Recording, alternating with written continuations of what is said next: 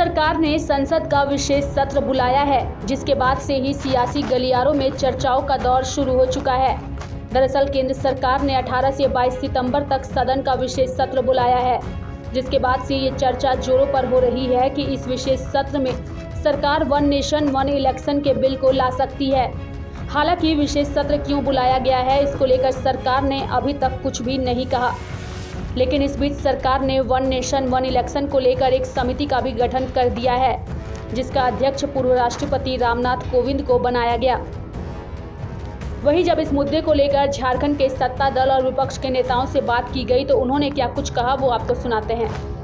देखिए, one nation one election जब संविधान बना था, हमारे संविधान के रचयिता बाबा साहब भीमराव अंबेडकर ने संविधान बनाई थी, उसमें तमाम व्यवस्थाएं की गई थी।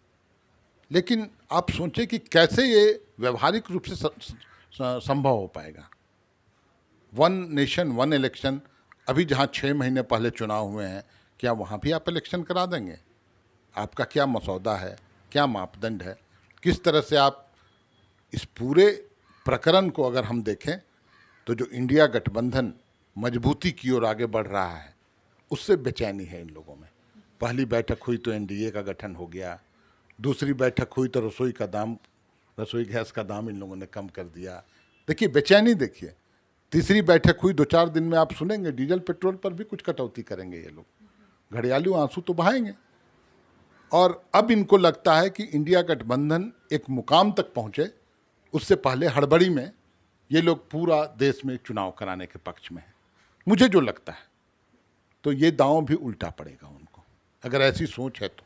घबराहट है, छटपटाहट है, क्योंकि INDIA का तीसरा बैठक संपन्न होने जा रहा है। तो 2 बैठकों में प्रधानमंत्री जी की इतनी बौखलाहट हो गई कि 185% 9 सालों में घरेलू गैस के दामों में उन्होंने वृद्धि किया था, और 2 बैठकों का ये परिणाम रहा कि 17.5% की कटौती कर दी है। तो स्वाभाविक तौर पे ये जो बेचैनी है, ये घबराहट है, ये दिख रहा है। हमें यह लगता है कि अगर वन नेशन का मामला प्रधानमंत्री जी इतने गंभीर थे तो अभी हाल ही में लोकसभा का सत्र खत्म हुआ, उस सत्र में उनको ये लाना चाहिए था। देखिए, जब अगर कोई काम नहीं बचा तो यही काम बचा है भाजपा के पास कि वो किसी पर आरोप लगा दें। 9 सालों से उन्होंने महंगाई कम करने का वादा करके सत्ता में आए थे, बेरोजगारी कम करने का वादा करके सत्ता में आए थे। अगर कुछ बोलो तो इनके तमाम मंत्री जो है एक लाइन से विपक्ष के ऊपर आरोप लगाने लगते हैं। तो अब इनके पास कोई मुद्दा नहीं बचा है, तो स्वाभाविक तौर पे जब मुद्दा विहीन हो गई है भाजपा, तो इस तरह का ध्यान अडानी प्रकरण से, महंगाई से, देश की गिरती अर्थव्यवस्था से ध्यान भटकाने का ये एक एजेंडा है। देखिए, जब INDIA का गठन हुआ तो हम लोग शुरू में 16 पार्टी थे, बढ़ कर के 26 हुए, फिर बढ़ कर के हम लोग 28 हुए। अब इनके जो घटक दल हैं जो NDA में थे, अब वो भी कई घटक दल हम लोगों के संपर्क में हैं, उनके घटक दल हम लोगों के संपर्क में हैं। तो ये बेचैनी है, ये बौखलाहट है उनमें। हमें लगता है कि बहुत जल्द भारतीय जनता पार्टी का जो कुनबा है वो देश की जनता उसको समाप्त करने का काम करेगी। नहीं, सन 1952 से लेकर 1967 तक इस देश में एक साथ राज्यों के भी चुनाव और लोकसभा के भी चुनाव होते रहे, तो वो क्या संवैधानिक उल्लंघन करके कराया जा रहा था? तो कहीं ना कहीं जो विपक्षी दल हैं वो हताश है, और बहुमत हमें देश की जनता ने इसीलिए दिया है कि कुछ अनसुलझे मसले हैं जिनको कि सुलझाना है काफ़ी लंबे समय से। और इसका एक दूसरा पहलू देखिए आप कि एक साथ अगर पूरे देश का चुनाव हो, सरकार की योजना तो नगर पालिका तक के चुनाव कराने की एक साथ है, तो कितना पैसा बचेगा, समय बचेगा, और आचार संहिता के चलते जो विकास के काम अलग अलग नोटिफिकेशन के कारण बाधित हो जाते हैं, वो अगर नहीं हो, 2 महीने मान लीजिए चुनाव में बीत जाएँ, उसके बाकी के समय अगर पूरा 5 साल लोग विकास के काम में लगे रहें, तो मैं समझता हूँ कि देश का भी भला होगा, राज्य का भी भला होगा, और संसाधनों की बर्बादी से कहीं ना कहीं राज्य को भी निजात मिलेगा, और देश जो बड़ा पैसा खर्च करता है लोकसभा चुनाव में, उसकी बचत होगी। देखिए, अभी तो सिर्फ अनुमान पर वो लोग आरोप लगा रहे हैं कि चुनाव प्रीपोन किया जा सकता है। लेकिन मैं समझता हूँ जो 5 दिनों का सत्र बुलाया है 18 तारीख से, 18 सितंबर से चलेगा 22 सितंबर तक, उसमें बहुत सारे ऐसे मसले हैं जो विगत जब मानसून सेशन चल रहा था तो जिस तरह से सदन को बाधित किया गया, कई ऐसे बिल जो सदन पर रखे जाने थे वो मान लीजिए नहीं आ सका, तो सरकार की जवाबदेही बनती है कि यथाशीघ्र उसको हम पूरा करें और उस दिशा में आगे बढ़ें। तो हो सकता है कई चीज़ें आ सकती हैं सामने। एक वन नेशन वन इलेक्शन का जो मसला है उसके अलावे भी कई महत्वपूर्ण चीज़ हैं जो देश की जनता चाहती है कि नरेंद्र मोदी सरकार द्वितीय पारी में ही इसको समाधान करे। बता दें कि साल 1951, 1952, 1957, 1962 और 1967 में विधानसभा और लोकसभा चुनाव साथ हुए थे। हालांकि उसके बाद साल 1968 और 1969 में कुछ विधानसभाओं और 1970 में लोकसभा भंग होने से हालात बदले। साल 1983 में भारत निर्वाचन आयोग ने एक साथ चुनाव कराए जाने का प्रस्ताव दिया था, जिसके बाद विधि आयोग की तरफ से भी 1999 की रिपोर्ट में भी चुनाव की बात का जिक्र किया गया था।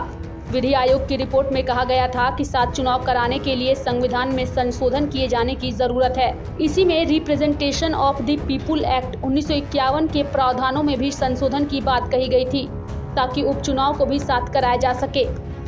जानकारों का मानना है कि अगर एक देश एक चुनाव लागू किया जाता है तो संविधान में कम से कम 5 अनुच्छेदों में संशोधन करना पड़ेगा।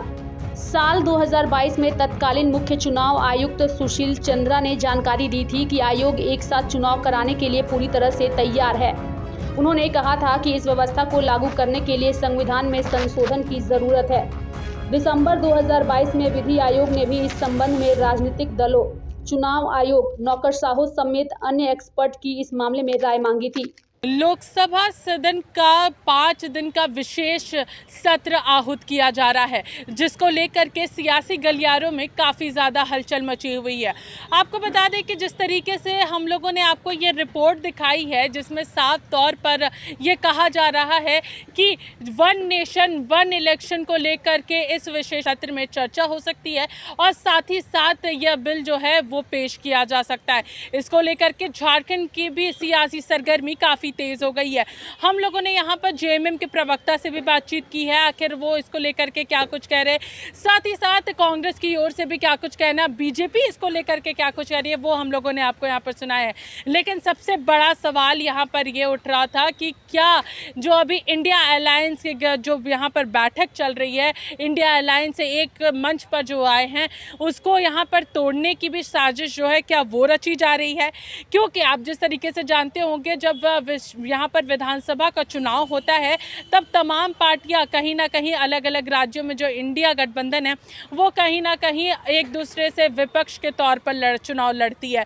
तो कहीं ना कहीं इसे इस रूप में भी देखा जा रहा है। वन नेशन वन इलेक्शन पहले भी ये हो चुका है, पूर्व में भी इतिहास में भी ये देखा गया है कि लोकसभा और विधानसभा चुनाव जो है वो अलग अलग यहाँ पर ना होकर एक साथ हुआ करते थे।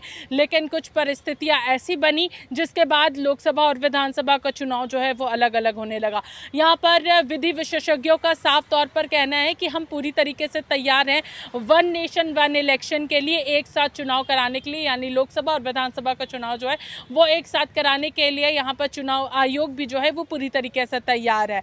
आने वाले समय में ये ज़रूर साफ होगा कि आखिर इस विशेष सत्र में क्या कुछ चीज़ें निकल कर आती है, क्या वन नेशन वन इलेक्शन का बिल इस सत्र में आता है या नहीं। फिलहाल हमारे साथ इतना ही। सहयोगी मुकेश के साथ मैं पूजा, लाइव इंडिया, रांची।